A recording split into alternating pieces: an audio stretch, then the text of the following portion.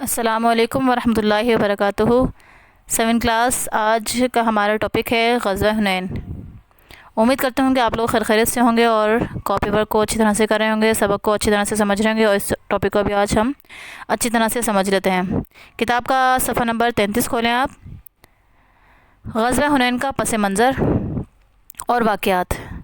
مکہ مکرمہ اور طائف کے درمیان حنین کے نام سے ایک وادی ہے، جہاں عرب کے دو مشہور جنگجو قبیلے بنو حوازن اور بنو ثقیف آباد تھے۔ اپنی جسمانی طاقت اور جنگی مہارت پر انہیں بہت ناز تھا۔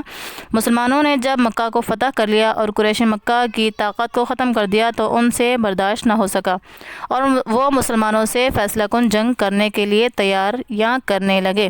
حضور صلی اللہ علیہ وسلم کو ان کی جنگی تیاری اور نقل و حرکت کا علم ہوا تو آپ نے تحقیقات کے لیے حضرت عبداللہ بن حضرت کو بھیجا۔ جب بنو حوازن اور بنو ثقیف کے ناپاک ارادوں کی تصدیق ہو گئی تو آپ صلی اللہ علیہ وسلم نے ان کے خلاف کارروائی کرنے کا فیصلہ کیا۔ قبائل بنو حوازن اور بنو ثقیف حنین کے قریب وادی اوتاس میں خیمہ زن ہوئے۔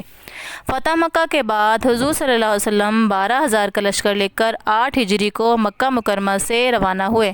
اس لشکر میں 10,000 کا وہ لشکر تھا جو فتح مکہ کے وقت آپ صلی اللہ علیہ وسلم کے ساتھ تھا، اور 2,000 نو مسلم بھی جو ابھی فتح مکہ کے موقع پر مسلمان ہو گئے تھے، وہ بھی لشکر کے ساتھ ہو گئے۔ یہ پہلا موقع تھا جس میں مسلمانوں کی اتنی بڑی تعداد تھی۔ کچھ مسلمانوں کے منہ سے زبان سے یہ بات بے ساختہ نکل گئی کہ جب ہم تھوڑے تھے تب بھی تو ہم کامیاب ہوتے تھے، لیکن اب تو ہماری تعداد بھی بہت زیادہ ہے، اس لیے اس جنگ میں ہماری ہی جیت ہوگی۔ یہ الفاظ اللہ تعالیٰ پر توکل اور بھروسے کے خلاف تھے۔ اس وجہ سے کچھ دیر کے لیے مسلمان اللہ تعالیٰ کی مدد و نصرت سے محروم ہو گئے۔ قرآن مجید میں بھی سورۃ التوبہ کی آیت نمبر 25 اور 26 موجود ہے۔ لَقَدْ نَصَرَكُمُ اللَّهُ فِي مَوَاطِنَ كَثِيرَةٍ وَيَوْمَ حُنَيْنٍ إِذْ أَعْجَبَتْكُمْ كَثْرَتُكُمْ فَلَمْ تُغْنِ عَنْكُمْ شَيْئًا وَضَاقَتْ عَلَيْكُمُ الْأَرْضُ بِمَا رَحُبَتْ ثُمَّ وَلَّيْتُمْ مُدْبِرِينَ ثُمَّ أَنزَلَ اللَّهُ سَكِينَتَهُ عَلَى رَسُولِهِ وَعَلَى الْمُؤْمِنِينَ وَأَنزَلَ جُنُودًا لَّمْ تَرَوْهَا وَعَذَّبَ الَّذِينَ كَفَرُوا وَذَلِكَ جَزَاءُ الْكَافِرِينَ۔ اس کا لفظی ترجمہ آپ سن لیں۔ لقد البتہ تحقیق نصرہ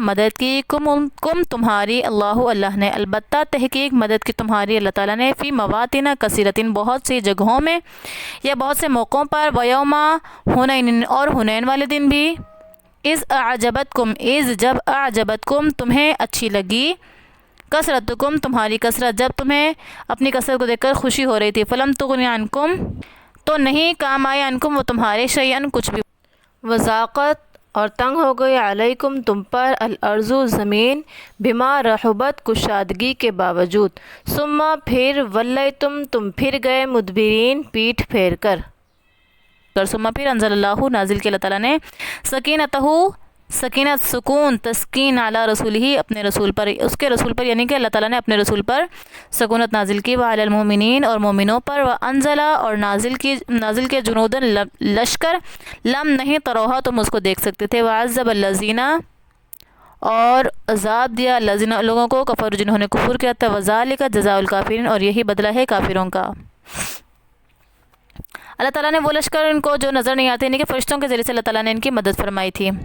کفار نے بڑی مہارت سے تیر اندازوں کو ٹیلوں اور گھاٹیوں کے پیچھے چھپا دیا تھا۔ انہوں نے اچانک مسلمانوں پر تیروں کی بارش کر دی۔ مسلمانوں کی اگلی صفیں اکھڑ گئیں جن میں ابھی 9 مسلم، یعنی کہ نئے مسلم تھے۔ اس بھگدڑ میں اللہ تعالیٰ کے رسول اور ان کے کچھ جانثار صحابہ ثابت قدم رہے اور حضرت عباس کو فرمایا، نبی صلی اللہ علیہ وسلم نے مسلمانوں کو آواز دیں اور انہیں منتشر ہونے نہ دیں، اور جو پھیل گئے تھے وہاں پہ مسلمان جن میں بھگدڑ مچ گئی تھی، ان لوگوں کو بھی آواز دی کہ اب سب کے سب آپس میں ایک ہی جگہ پر کھڑے ہو جائیں، ثابت قدم رہیں۔ یہ آواز سنتے ہی وہ سب واپس آ گئے، اور اس نازک موقع پر آپ صلی اللہ علیہ وسلم نے سواری سے اترے، نبی صلی اللہ علیہ وسلم، اور فرما رہے تھے، انا النبی لا کذب، انا ابن عبد المطلب، میں نبی ہوں اور یہ جھوٹ نہیں ہے، میں عبد المطلب کا بیٹا ہوں۔ اب اس جنگ کا نتیجہ کیا نکلا؟ اس پر مسلمان پھر سنبھل گئے، یعنی کہ ان حالات کے پیش نظر پھر مسلمان پھر سنبھل گئے جب انہیں بلایا گیا، اور خود کو انہوں نے منظم کیا اور ایسی بے جگری کے ساتھ لڑے، یعنی ایسی بہادری کے ساتھ لڑے کہ کفار کو شکست دے دی۔ ان کے لوگ میدان چھوڑ کر بھاگ گئے اور مسلمانوں کو بہت زیادہ مال غنیمت ان کے ہاتھ آیا۔ باقی بچے ہوئے لوگ قیدی بن گئے۔ قبیلہ بنو حوازن کی درخواست پر نبی کریم صلی اللہ علیہ وسلم نے اپنے حصے کا جو ہے قیدی کچھ آزاد کر دیا، اور ان کو دیکھ کر ہی نبی کریم صلی اللہ علیہ وسلم کا یہ نیک سلوک دیکھ کر آپ صلی اللہ علیہ وسلم کے صحابہ نے بھی نبی صلی اللہ علیہ وسلم کی پیروی کی، اور انہوں نے بھی اپنے اپنے حصے کے قیدی آزاد کر دیے۔ نبی کریم صلی اللہ علیہ وسلم اور مسلمانوں کے اس شاندار حسن سلوک کو دیکھ کر کفار بھی بہت زیادہ مسلمان ہو گئے، بہت سارے کفار بھی مسلمان ہو گئے۔ بچوں، اس سے ہمیں یہی سبق ملا کہ اپنے اوپر بھروسہ کرنا اللہ کے نزدیک کسی بھی حال میں پسند نہیں ہے۔ ہماری چاہے کتنی ہی بڑی تعداد ہو، ہمیں چاہے کتنا ہی اچھا سبق یاد ہو، ہم چاہے کتنے ہی اچھے کسی کام میں ماہر ہوں، لیکن سب سے پہلے ضروری ہے کہ ہم اللہ تعالیٰ کا نام لیں، اللہ تعالیٰ کی مدد لیں۔ اللہ تعالیٰ کی مدد کے بغیر ہم لوگ کہیں پر بھی کامیاب نہیں ہو سکتے۔